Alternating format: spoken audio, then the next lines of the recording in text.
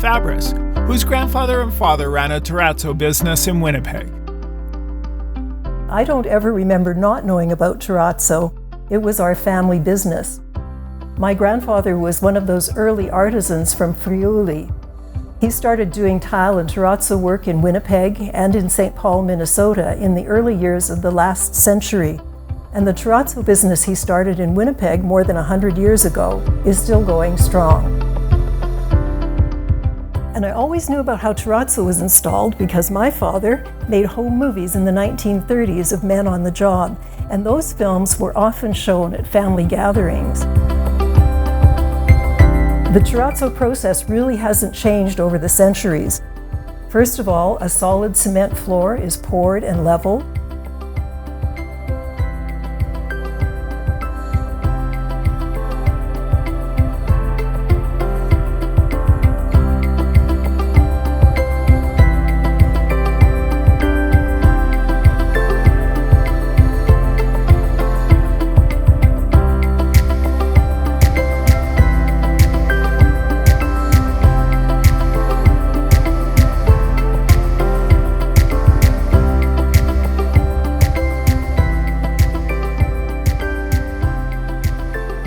Then a slurry of cement with stone and marble chips mixed in and maybe some coloring is poured on top and leveled.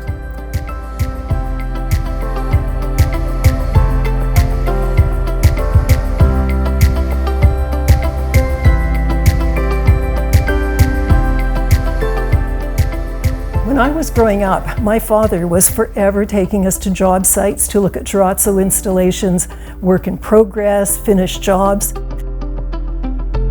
I even remember helping my dad read blueprints for estimates and working with colored pencils to create possible floor designs for clients. And while I looked at a lot of beautiful floors, I don't think I realized how special they really were. And I certainly didn't know about the link to my family's origins in northern Italy.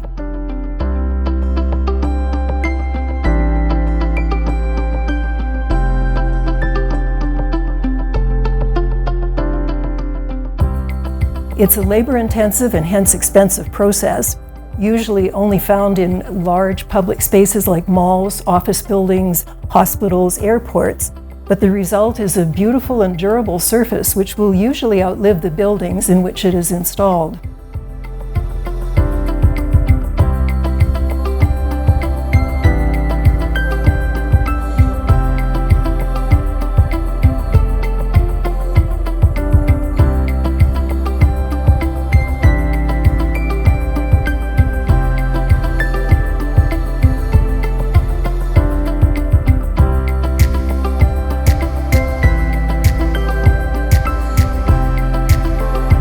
When all this is dry, large and heavy machines are used to grind the new floor to a highly polished surface where the stone and the marble chips simply glow.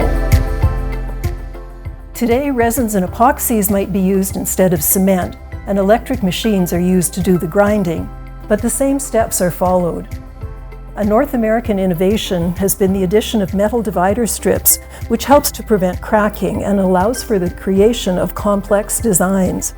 And probably the best known example of this is the Hollywood Walk of Fame, which, if you look closely, is made up of pink terrazzo stars set in a field of gray terrazzo.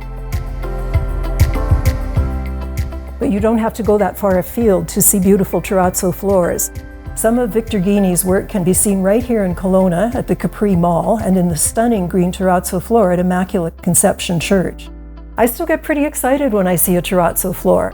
And I hope that visitors to this exhibit will come away with a deeper appreciation of this very old and very Italian craft.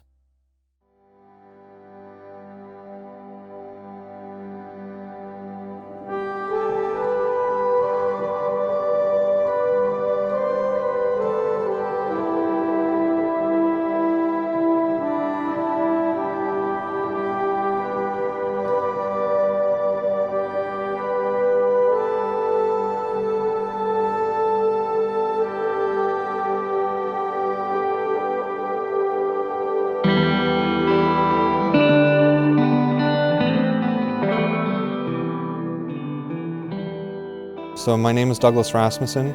I'm the current caretaker of Immaculate Conception Parish. Learning bits and pieces of it through the renovations we've done at the church. One of the areas we did is we created a new bathroom and had to actually remove a piece of the flooring to run plumbing. And in doing so, learned that the terrazzo itself is about 2.5 inches thick. So the rock in that. And then under that is mesh, followed by about 4 inches of concrete. So a very well and strong built floor that would take anything. With our sanctuary, when I became caretaker, the sanctuary was covered in carpet, right from the bottom of the stairs all the way along the sanctuary there. And Father Sir Louis had a vision of renovating and kind of updating the sanctuary because the carpet was getting old. And when we removed the carpet, the floor was covered in glue, and we realized that there was a mic cable that had been run at one point. So they had cut into the floor a nice channel about 1/2 inch, 3/4 inch wide and about 1 inch deep, that then I had to figure out, how do I fill this? So I did a little bit of experimentation with different grouts and colors, and then one of the gentlemen, one of our parishioners, had a chunk of terrazzo from when they took out the baptismal font, and I was able to get pieces of that I could crush up into smaller pieces, lay in the channel, put in the grout, let that harden, and then sand it away to kind of make it match a little closer so that we didn't just have this void. I think a lot of it has to do with building for permanence. It kind of ties in with the altar, where the altar is made out of stone. It's the rock. It's supposed to be immovable, and it's supposed to last. And so the floor, the way they've done it is they've built it where, same with the walls out of brick, they're using materials that are going to last. They're going to take abuse. They're going to take flood. They could take fire and still be here. Even that little bit of repair work that I did, like when you put in those marble pieces, you don't just throw them in, you have to place them in so that there's spacing around them and that they're laid out where it's not noticeable, where you have pockets. And so the more detailed a craft is, or a product is, that craft has to be more detailed. So you could definitely follow that with, if in the masonry end of things, the terrazzo with the detail that needs to go in wouldn't be for everybody. Walking into the church, you do get that feeling. There's a very deliberate, everything ties together. The colors in the stained glass do marry and complement the floor, which ultimately leads you to the altar. The legs of the altar and the side altars are all out of the green marble, which then leads you up to the altar tops. And so it all leads you to that center spot. And then, of course, the tabernacle with Jesus in there.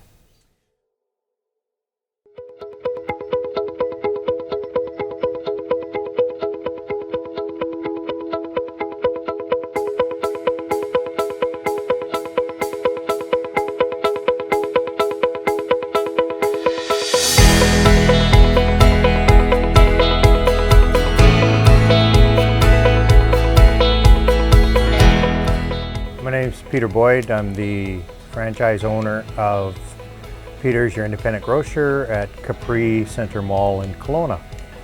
And I've been here for the past 8 years as owner and 34 years as a longtime person actually working in this store. The floor was originally put in, from what I understand, about 1953, and it had a department store during that time ahead of us. So we put a search out and found that there was only 3 people at the time that were able to work with the terrazzo. And lucky for me, Victor lived here in town.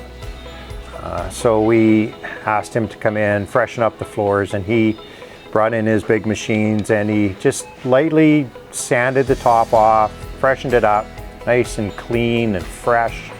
When the floor is stripped right down, it's absolutely, some of the stones are just pure white. It's just beautiful to see. Then we seal it, wax it, and it stands up for a very long time. One of the fun things about Victor was we got to be friends over the years, and he would come in, and if he saw something he didn't like, he would turn around and say, you know what, Peter, I got to come and fix this. So he'd dig out his grinders, and he'd dig out his cutters, and we'd cut out a piece of it, he'd refinish it, and he took great pride and joy in what he was doing. When he would come to the store to shop, I don't think I ever saw him without a loaf of French bread. That's why I'm carrying one right now, just to think of him. And he would walk through and he'd have that smile. He'd greet you with that smile, and you would feel like you had been old friends forever. And it was just a real pleasure to know him, not only for the incredible work that he did, but for just the terrific person he was. I love the floors. They are so easy to take care of. They stand up. The customers, when they're clean and shiny, oh, they're a beautiful sight to see.